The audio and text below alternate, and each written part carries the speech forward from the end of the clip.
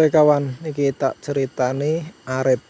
Iki arite sing eksekusi cilik terusan kok kayak pengaritan wis pirang tahun. Iki ana setahun kayane. Iki termasuk arit, termasuk warisan kadi nggon Mbah Jono. Dadi iki Mbah Jono gue ceritane adol arit sing wis versi asahan. Terusan bisa tukar tambah. Soalnya nang desa, posisi nang desa lah iki pas kebetulan nah ora salah ke ya mian pernah tuku ya pernah ejol kayak gue nek tuku mian regane 80.000 nek tuku kadang 75.000 terusan kadang ejol paling tambah 30-40 kayak gue lah ejole kadang ejole karo geringan ya kadang ejole karo sing misale kurang landep enom nah gue dijolakan lagi posisi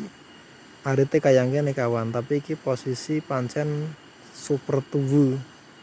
mulai super tuwu iki goang bisa goang soale nganu kenang kazu sidik rompol nah iki kenang kazu kayak ngene kan kadang wong arit kok ora mesti nang tanah sing lapang terus kadang ya nanggon larahan akeh larahane kayak ngene nah iki pas kenang kazu ya rempel kayak ngene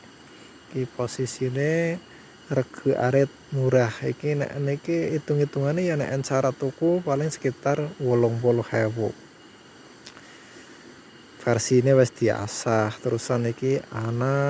sebut mereknya juga tapi iki tetep Mbah Jono sing ngetren sing paling ngetren Mbah Jono soale khususnya nang wilayah Besane gue akeh ejol tambah tuker tambah gue biasane pacul arit ya ngene Mbah Jono terusan versine pancen wis didasah terusan arit sing wis betul-betul kayak dipeleh iki wis dipeleh iki sing iki tuwu iki enom kayak gue kadang nek enom gue melengkong jarene tapi nek nyong kurang berpengalaman sih melengkong lah iki tajame bisa pirang dina nek ngaret iki nek ngaret nang lapangan nek didasah ya rong karung kuat iki ukurane tanah lapang suket lapangan kayak gue suket lapangan biasanya kan aman ora nana larahane ora nana sing nyangkol atos kayak gue.